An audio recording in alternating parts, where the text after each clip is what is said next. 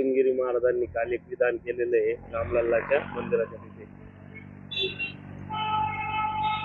गोविंदगिरी महाराजांनी आपल्या संबोधनात छत्रपती शिवाजी महाराजांची तुलना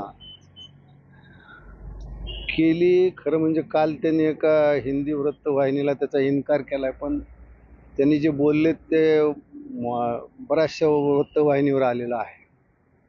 खरं म्हणजे शिवाजी महाराजाचा आदर्श घेणं चांगलं, पण शिवाजी महाराजाची तुलना कोणाशी करणं हे चूक आहे। खरं म्हणजे मला या गोष्टीत एक आठवतं की आत्ताचं चेन्नई, त्या काळातल्या मद्रासमध्ये एका तरुणाने स्वामी विवेकानंदाला शिवाजी महाराजाविषयी विचारलं होतं। तर स्वामी विवेकानंदांनी खूप चांगलं उत्तर दिलं।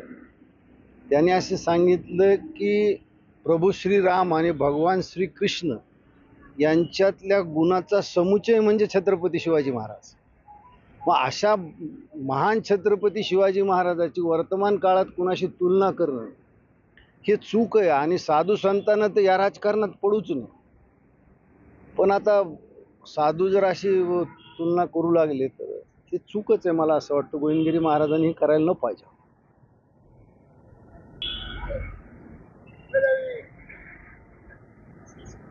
गोविंदगिरी महाराजांनी अजून एक असंही बोलले होते की महाराज संन्यास घेण्याच्या याच्यामध्ये।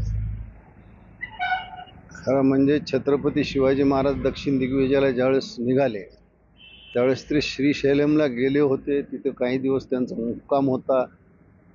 आणि त्या मंदिराचीच रचना अशी आहे की एखाद्या माणसाला वैराग्यवृत्ती येऊ शकते, पण याला कुठेही ऐतिहासिक आधार नाही आहे। श्रीमान योगीमध्ये रणजित देसाईने थोडं ते नाट्यमय पद्धतीनं मांडलेलं आहे, किंवा शिवकथाकार विजयराव देशमुखच्या पुस्तकात त्याचा उल्लेख आहे।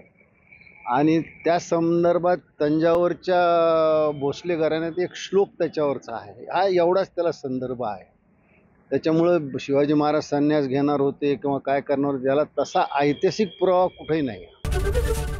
एबीपी माझा, उघडा डोळे बघा नीट।